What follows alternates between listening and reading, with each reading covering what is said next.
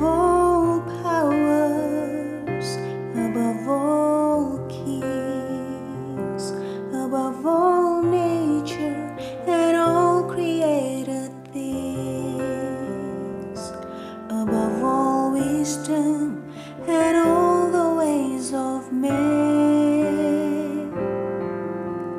You were here before the world began. Above all kingdoms, above all thrones, above all wonders the world has ever known, above all wealth and treasures of the earth, there's no way to measure what you're worth. Crucified, laid behind the stone, you live to die, rejected and alone like a rose, trampled on the ground. You took the fall and thought of me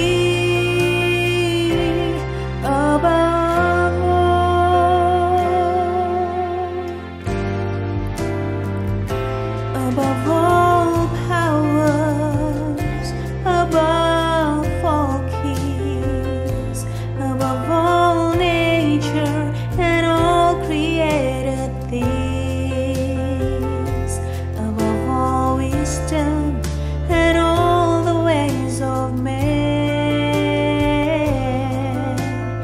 You were here before the world began. Above all kingdoms, above all thrones, above all wonders the world has ever known, above all wealth and treasures of the earth, there's no way to measure what you're worth. Crucified and laid behind the stone, you live to die, rejected and alone like a rose, trampled on the ground. You took the fall and thought of me above all. Crucified and laid behind the stone, you live to die, rejected and alone like a rose, trampled on the ground. You took the fall and thought of me above all, like a rose, trampled on the ground. You took the fall and thought of me above all.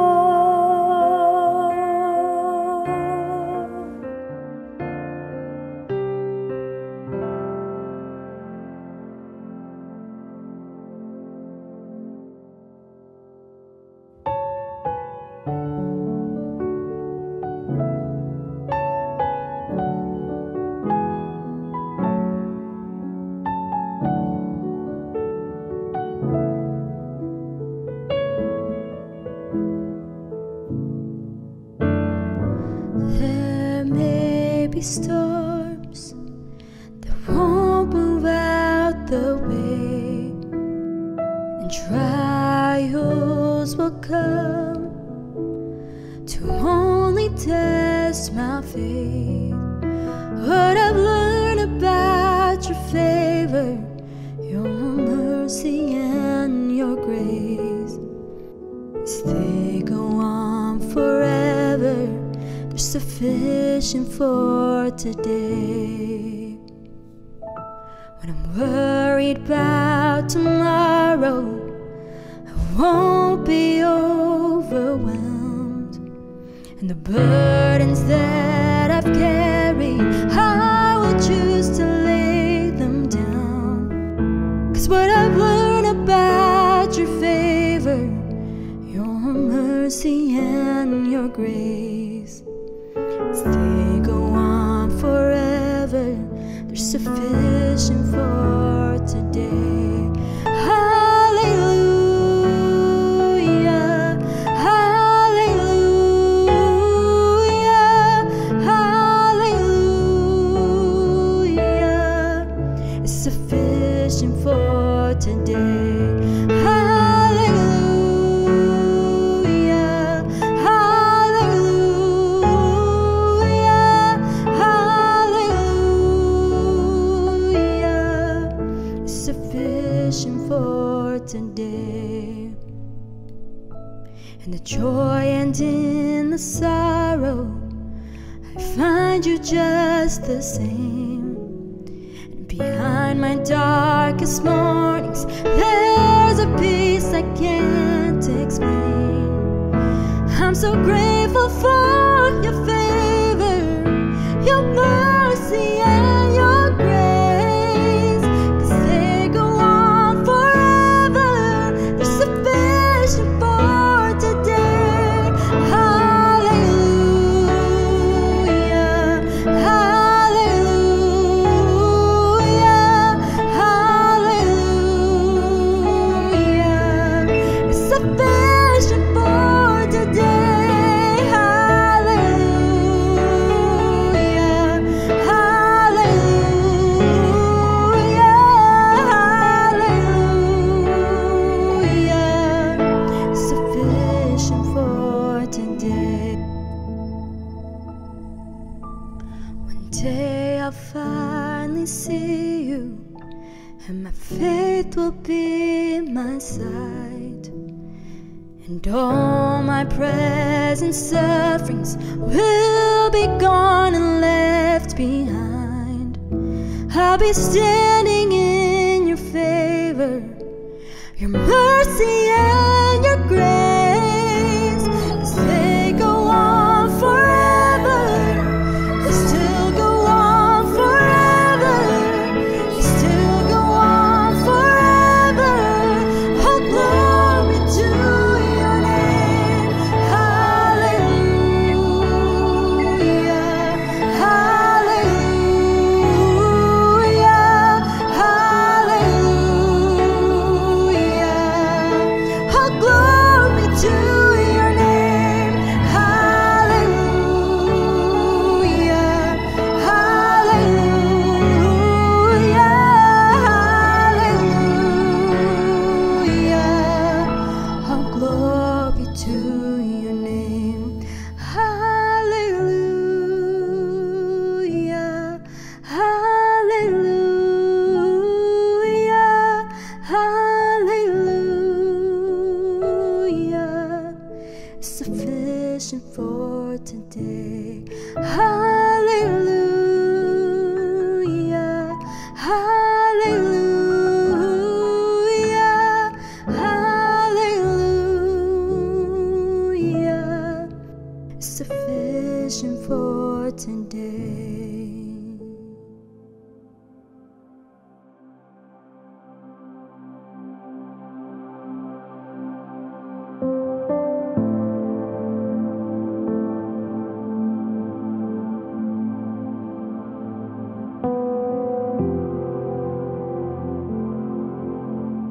Salam Bapak Ibu semua, kita kembali masuk dalam ibadah online hari ini dan tetap masih dalam bulan Agustus kita akan belajar tema besar mengatasi kecemasan, rasa takut dan kekhawatiran. Hari ini secara khusus saya akan membahas tentang subtema jangan kamu takut yang diambil dari 1 Petrus pasal 3 ayat 14-15. Mari kita tundukkan kepala, kita berdoa sebelum kita merenungkan kebenaran firman Tuhan hari ini. Bapa dalam surga, kami mengucap syukur karena Ketika Engkau menciptakan kami dengan emosi-emosi yang ada, Engkau ingin membawa kami untuk tunduk, belajar bergantung kepada kuasa-Mu yang besar. Secara khusus dalam menghadapi kekhawatiran, ketakutan, kecemasan kami, apapun emosi itu. Kami mengucap syukur karena Engkau menjanjikan kebenaran firman Tuhan untuk mengatasi tiap-tiap emosi ini.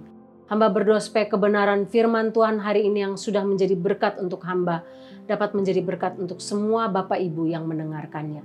Dalam nama Tuhan Yesus. Amin. Mari kita baca firman Tuhan hari ini yang terambil dari 1 Petrus pasal 1 ayat 1 dan pasal 3 ayat 14-15. Demikian bunyi firman Tuhan.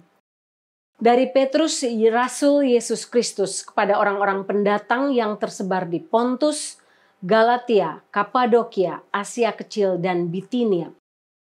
Tetapi sekalipun kamu harus menderita juga karena kebenaran, kamu akan berbahagia. Sebab itu janganlah kamu takuti apa yang mereka takuti, dan janganlah kamu gentar. Tetapi kuduskanlah Kristus di dalam hatimu sebagai Tuhan, dan siap sedialah pada segala waktu untuk memberi pertanggungan jawab kepada tiap-tiap orang yang meminta pertanggungan jawab dari kamu tentang pengharapan yang ada padamu.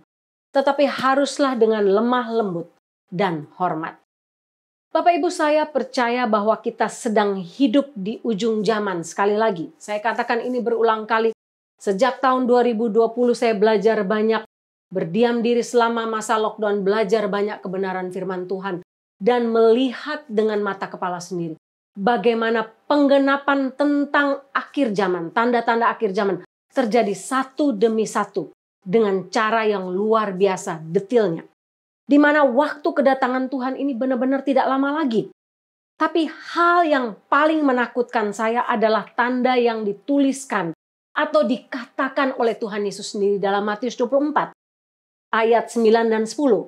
Sebelum ayat 9 dan 10, ayat 4-8, Tuhan Yesus bicara tentang apa yang akan terjadi menjelang akhir zaman.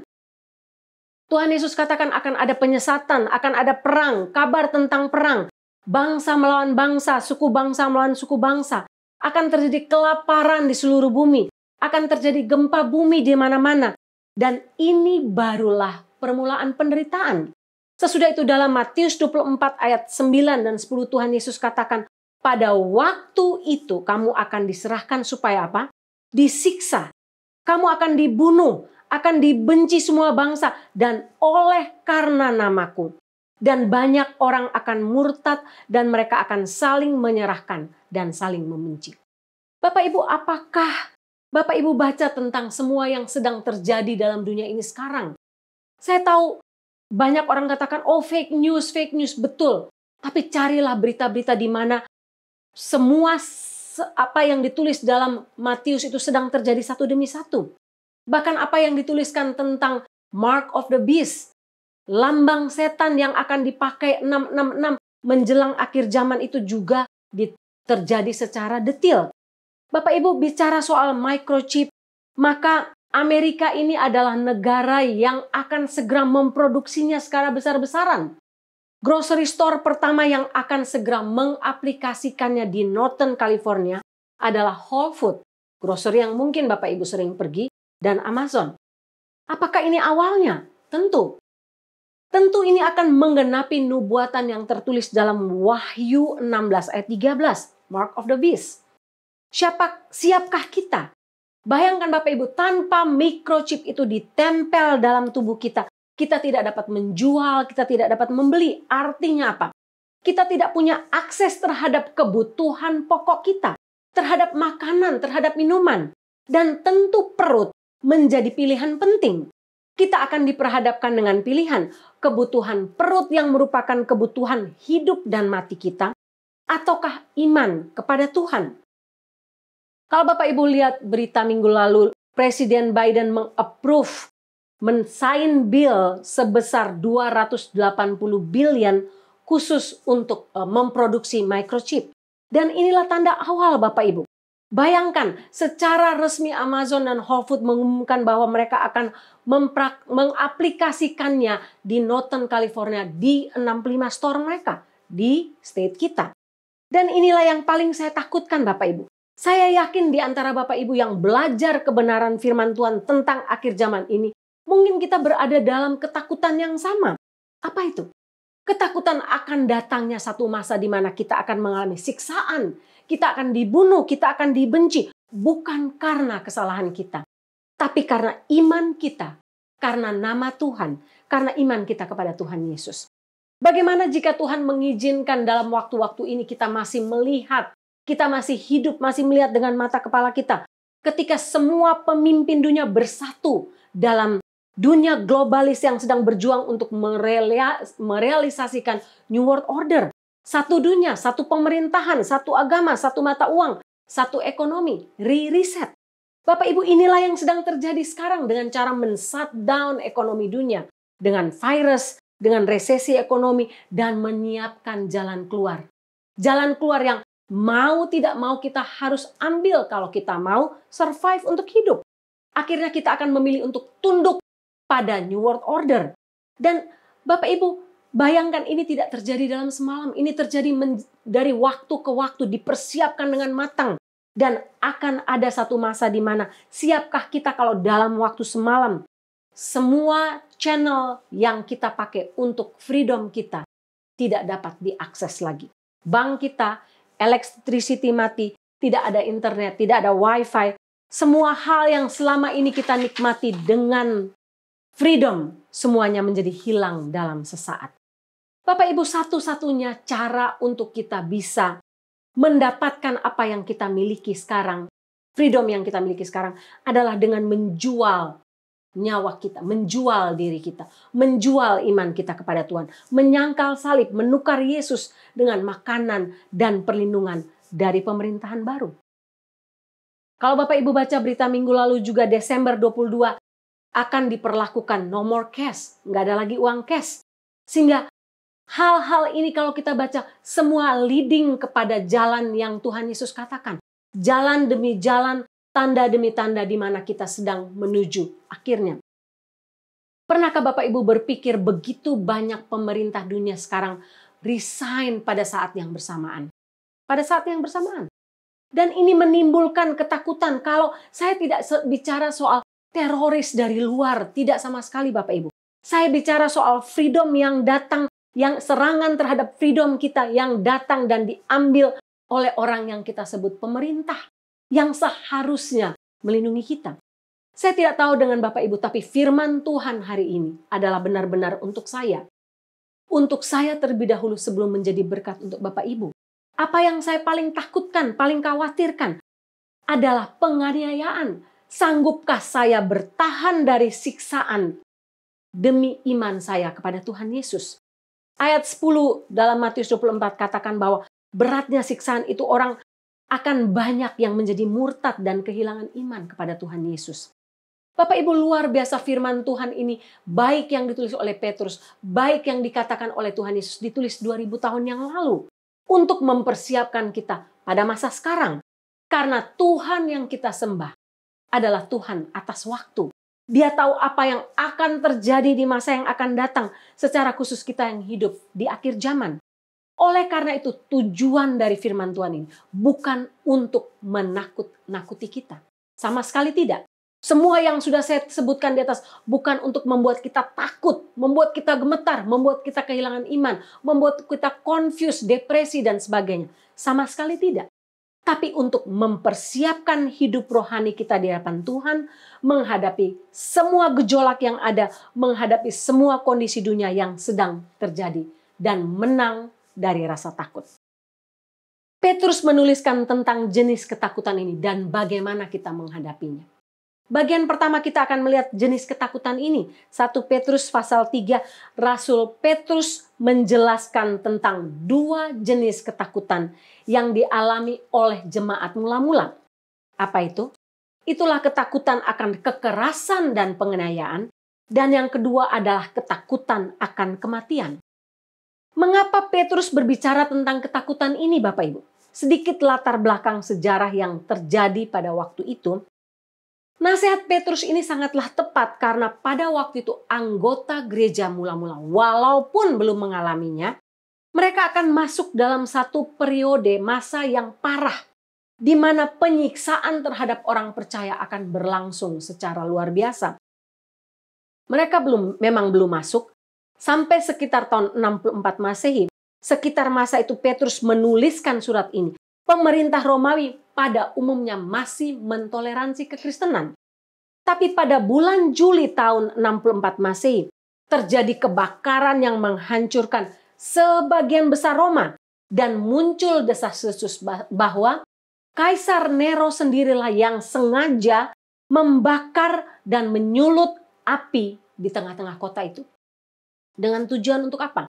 Tujuannya untuk mencari kesalahan kepada orang Kristen. Mereka mengalihkan kesalahan atas bencana kebakaran itu terhadap orang Kristen. Orang Kristenlah yang menyebabkan kebakaran terhadap kota Roma. Sehingga ini menuntun atau membawa orang Kristen masuk dalam masa-masa penganiayaan di seluruh kekaisaran Romawi. Bapak Ibu, orang-orang Kristen mula-mula ini pada waktu Petrus menuliskan surat ini, ingat mereka belum mengalaminya. Tapi firman Tuhan ini disampaikan Petrus, ditulis dalam suratnya untuk mempersiapkan mereka. Dan itulah yang terjadi dengan kita pada masa sekarang.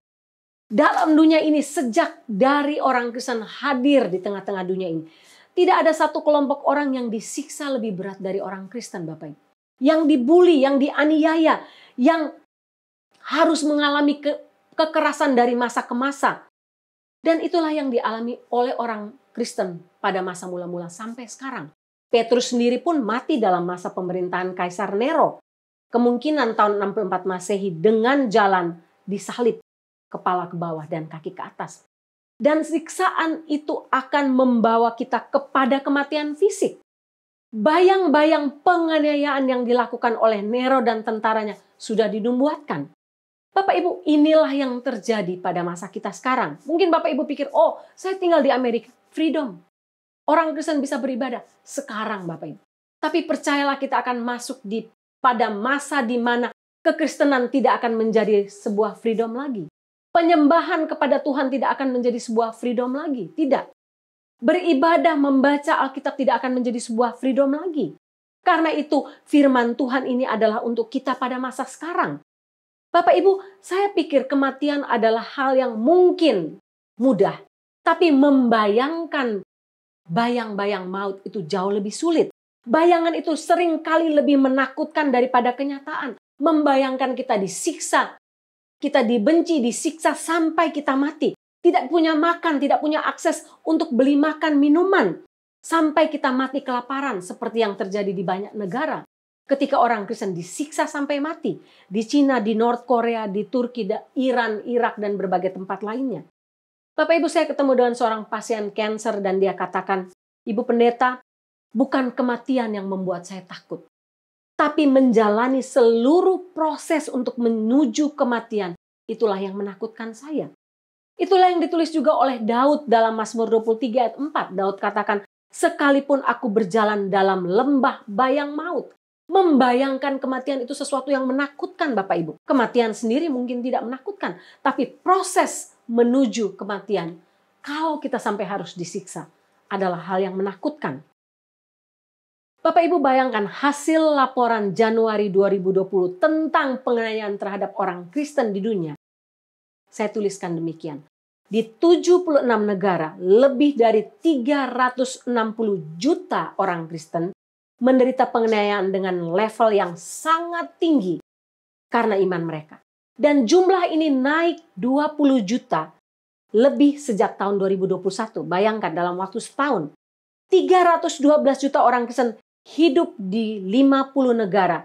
Setiap hari 13 orang Kristen dibunuh di seluruh dunia. Bukan karena kesalahan mereka, tapi karena imannya. Setiap hari 12 gereja diserang. Setiap hari 12 orang Kristen ditangkap dan dipenjara, disiksa secara tidak adil. Tidak pernah terjadi sebelumnya di mana-mana penganiayaan orang Kristen meningkat dengan pesat 64%. 4.761 orang meninggal karena aniaya hanya di Afrika saja. Orang Kristen.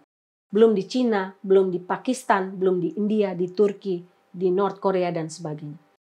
Tapi jangan pikir itu tidak akan terjadi di Amerika, Bapak Ibu. Sekali lagi saya tidak bertujuan untuk menakut-nakuti kita, tapi mempersiapkan masa itu. Bapak Ibu, kekristenan diserang dari berbagai arah dan itu datang dari pemerintah yang nanti tidak akan takut Tuhan. Kalau Bapak Ibu baca berita sekali lagi, 13 Agustus lalu, baru beberapa hari lalu, Nicaragua, presidennya mengumumkan, seorang diktator mengatakan bahwa penutupan gereja dan mengumumkan negara mereka bebas dari Tuhan. Radio-radio Kristen, paling tidak ada 6 radio Kristen ditutup. Sehingga gerakan garis kiri ini mulai membakar gereja-gereja dan membakar semua lambang kekristenan yang ada di publik. Salib, patung Tuhan Yesus, patung Maria dan sebagainya. Bapak Ibu, apa yang terjadi dengan diri kita? Bagaimana dengan Bapak Ibu membaca hal ini, mengetahui hal ini? Saya percaya bahwa sekali lagi firman Tuhan ini bertujuan untuk menguatkan kita dan bukan untuk menakut-nakuti kita. Kalau sampai kita diizinkan Tuhan mengalami aniaya, siksaan karena nama Tuhan, karena kebenaran, jangan takut. Iman kepada Tuhan Yesus kita akan diuji pada akhir zaman. Ketakutan ini sedang melanda dunia, sedang melanda semua orang. Dan firman Tuhan ini menjadi jawaban untuk ketakutan saya dan ketakutan Bapak Ibu semua. Tuhan sudah memberikannya untuk kita jauh-jauh hari. Kalau kita mempelajarinya makin dalam, maka kita melihat bahwa kita memang sedang benar-benar akan masuk dalam masa itu. Bagaimana saya bisa memberitahukan kepada anak-anak saya, mempersiapkan mereka, bukan untuk menakut-nakuti mereka, tapi mempersiapkan mereka kalau sampai mereka pun harus masuk dalam masa susah itu. Saya harus menjelaskan ini, bahwa ini akan terjadi, tapi kamu jangan takut. Dan firman Tuhan ini menjadi kekuatan rohani yang sungguh-sungguh besar. Iblis akan terus menawarkan ketakutan untuk kita. Karena roh ketakutan berasal dari iblis. Tapi Roh Kudus memberi kita keberanian dan mengangkat rasa takut kita.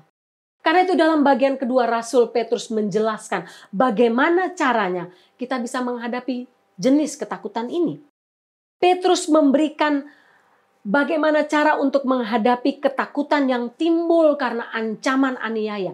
Bukan karena ancaman aja, tapi karena dianiaya karena iman kita. Menghadapi ketakutan karena kematian. Kematian bukan karena kesalahan kita, tapi mempertahankan kebenaran dan iman Kristen. Petrus mengatakan dalam ayat 14, sekalipun kamu harus menderita juga karena kebenaran, kamu akan berbahagia. Sebab itu janganlah kamu takuti apa yang mereka takuti dan janganlah gentar. Bapak Ibu, Petrus mengutip bagian ini langsung dari Yesaya 8 ayat 12. Apa yang mereka takuti, janganlah kamu takuti dan janganlah gentar melihatnya. Bapak Ibu, orang Kristen yang hidup dalam masa mula-mula ketika Petrus melayani, hidup dalam masa kekaisaran Romawi yang sangat brutal. Mereka hidup dan melihat bagaimana orang-orang bukan Kristen sekitar mereka memberi nasihat bagi mereka. Kenapa kalian berani? Kalian harusnya takut terhadap siksaan yang akan mereka berikan kepada kalian kalau kalian memilih untuk tidak tunduk. Kalau kalian memilih untuk tidak taat. Oleh karena itu mereka katakan taat saja, tunduk saja kepada kekaisaran Romawi. Karena kekejian mereka sangat amat besar. Karena itu Rasul Petrus katakan jangan takut terhadap apa yang orang-orang yang tidak percaya itu takuti. Jangan.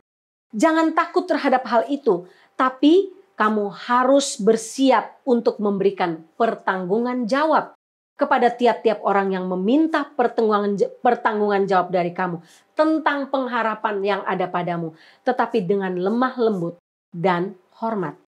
Bapak Ibu, orang-orang Kristen pada masa mula-mula, jemaat masa mula-mula, memang hidup dalam budaya ketakutan yang menyebar oleh karena kekejaman Romawi. Tapi orang-orang Kristen ini mereka tampil beda. Mereka tidak takut dan mereka hidup dengan penuh pengharapan. Mereka percaya bahwa Yesus Kristus yang telah menderita dan mati di atas kayu salib akan menolong mereka, memberikan pengharapan bagi mereka. Kalaupun mereka harus menghadapi masa itu dengan keberanian, dengan iman, tanpa rasa takut. Apa yang kita belajar dalam bagian yang kedua ini Bapak Ibu? Kita pun hidup dalam budaya yang sama sekarang. Ketika orang Kristen bukan lagi orang merdeka yang dapat memberitakan Injil dengan bebas, yang dapat melakukan ibadah dengan bebas, yang dapat mengekspresikan iman kita dengan bebas. Kita akan menjadi objek bully. Apa yang kita percaya sekarang akan dianggap sebagai sesuatu yang tabu dan kalau bisa dihapus dari masyarakat, dihapus dari generasi-generasi berikutnya. Kalau bisa kita harus memilih untuk mempertahankan iman kita atau menyenangkan hati pemerintah. Tunduk kepada pemerintah atau menyenangkan hati Tuhan. Kalau bisa kita tidak perlu terlalu ekstrim. Kalau bisa kita harus toleransi, tidak usah terlalu keras. Daripada kita disiksa, dihina, di-abuse, dikucilkan, dan dibunuh mati.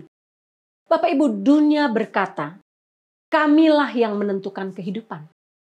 Pemerintah akan berkata, kami yang menentukan kehidupan. Anak mana yang bisa lahir, anak mana yang tidak bisa melihat cahaya matahari. Kami yang menentukan kehidupan, seperti apa gender kamu. Kami yang akan menentukan seperti apa jenis pernikahan yang kami mau. Kami yang akan menentukan hidup dan mati kamu.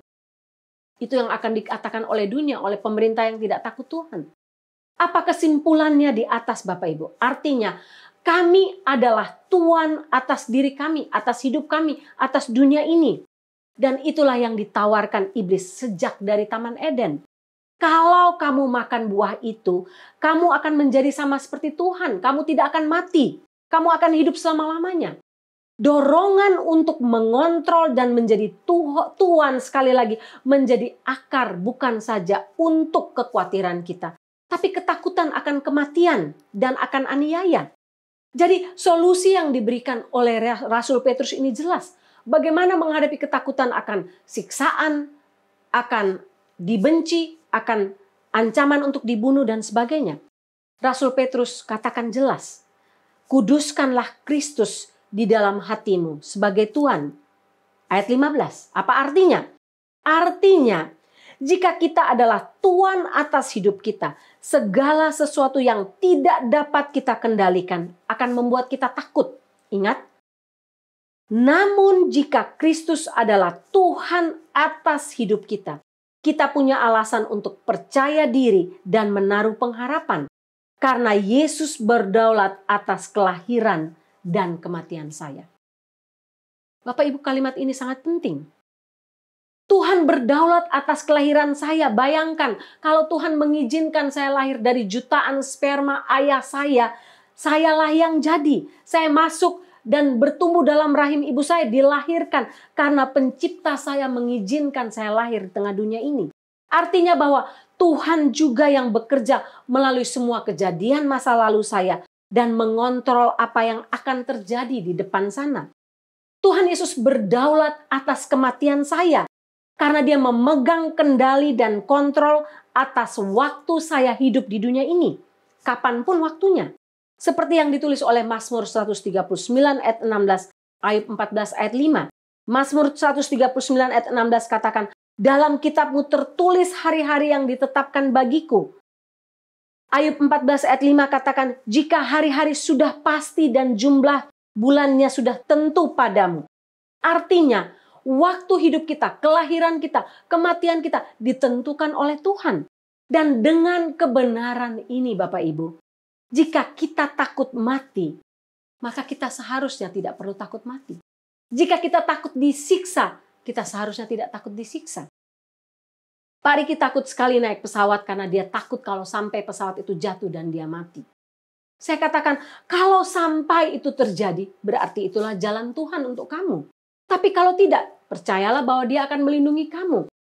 Bapak Ibu, dengan kebenaran bahwa Kristus adalah Tuhan atas hidup saya, maka kita akan bebas dari ketakutan.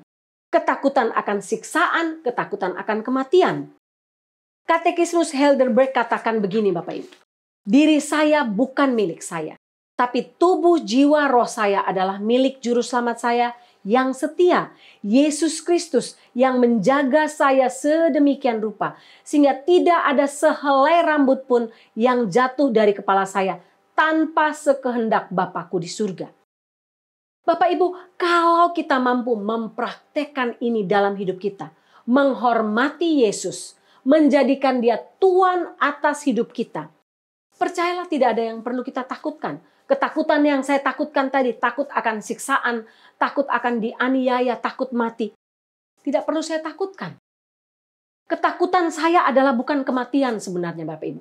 Tapi ketakutan kalau saya sampai harus disiksa pelan-pelan dan kemudian mengalami kematian. Disiksa karena nama Tuhan, karena iman saya kepada Tuhan. Praktisnya kira-kira seperti ini, bagian ini kita aplikasikan dalam hidup kita.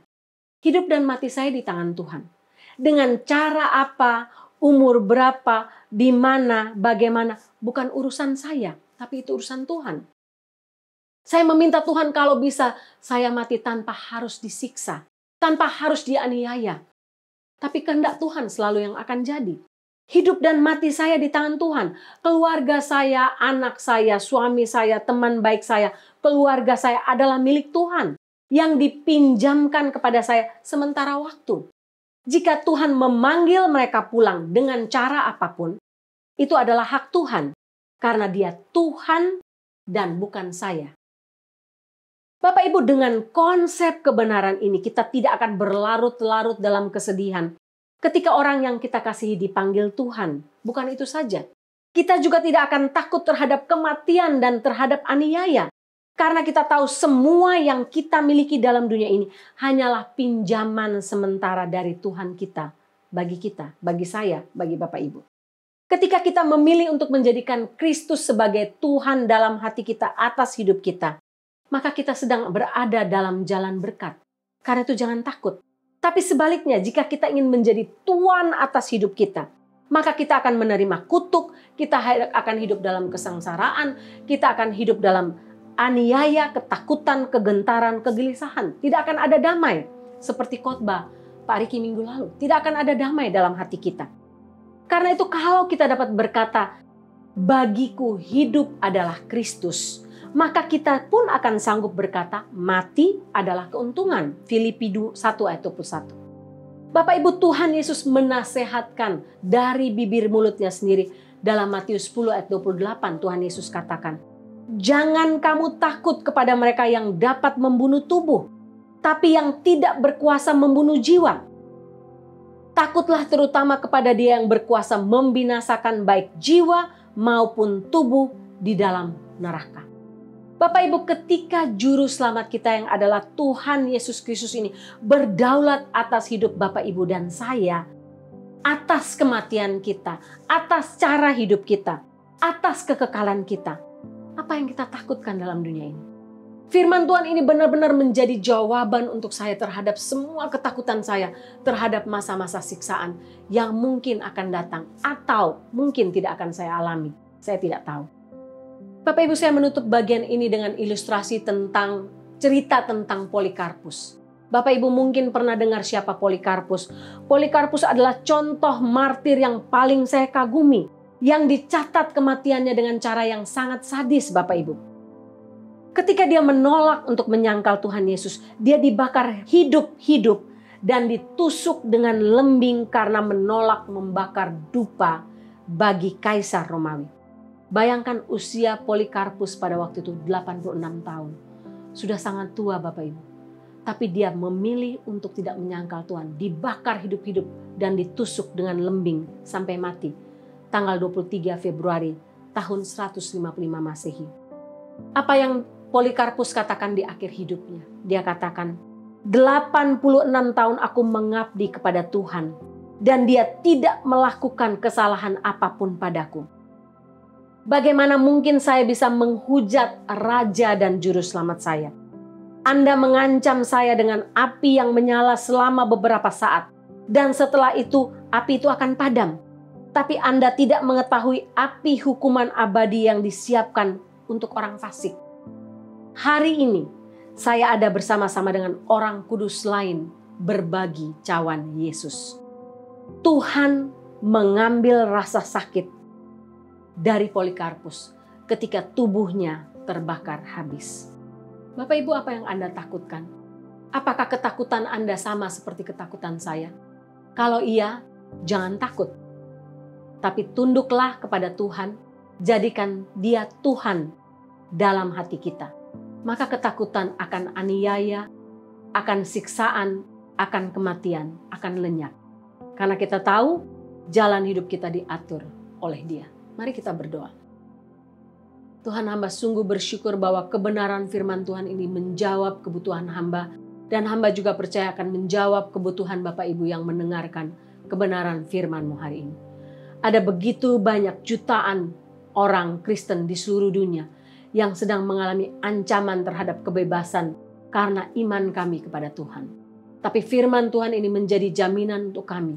Kami tidak perlu takut karena Engkaulah Tuhan kami yang mengatur jalan hidup kami, yang memimpin jalan hidup kami. Bahkan yang mungkin kalaupun kami harus mengambil atau mengalami masa aniaya, akan mengambil sting itu, akan mengambil rasa sakit itu daripada kami ketika kami harus mengalaminya. Izinkan kami Tuhan untuk terus berpegang pada Engkau kuat-kuat, setia sampai mati. Dalam nama Tuhan Yesus. Amin.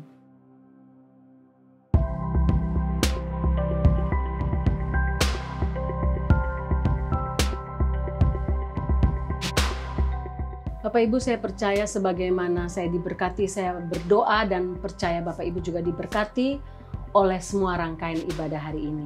Selamat ulang tahun Brandon, tanggal 18 Agustus.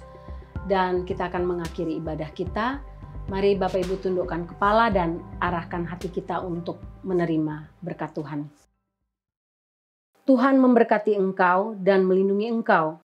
Tuhan menyinari engkau dengan wajah-Nya dan memberi engkau kasih karunia. Tuhan menghadapkan wajah-Nya kepadamu dan memberi engkau damai sejahtera. Amin. There may be storms that won't move out the way, and trials will come to only test my faith. What I've learned about your favor, your mercy and your grace, as they go on forever, they're sufficient for today. When I'm worried about tomorrow, I won't be overwhelmed. And the burdens that I've carried, I will choose to lay them down. 'Cause what I've learned about your favor, your mercy and your grace, as they go on forever, they're sufficient for today. Hallelujah, hallelujah, hallelujah, it's sufficient for today. Hallelujah, hallelujah, hallelujah, it's sufficient for today. In the joy and in the sorrow, I find you just the same. And behind my darkest mornings, there's a peace I can't explain. I'm so grateful for your favor, your mercy and your grace, 'cause they go on forever, they're sufficient for today. Hallelujah, hallelujah, hallelujah, it's sufficient for today. Hallelujah, hallelujah, hallelujah, sufficient for today.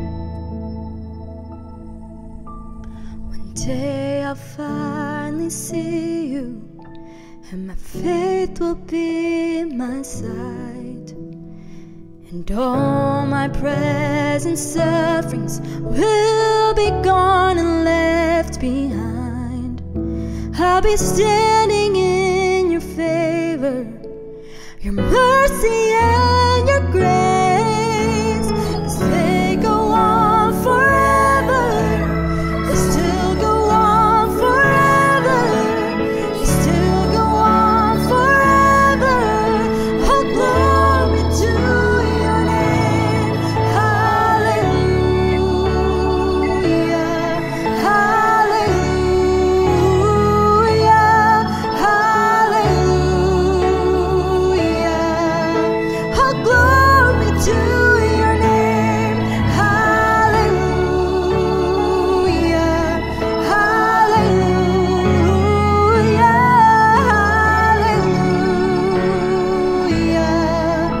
Oh, glory to your name. Hallelujah, hallelujah, hallelujah. Sufficient for today. Hallelujah, hallelujah, hallelujah. Sufficient for today.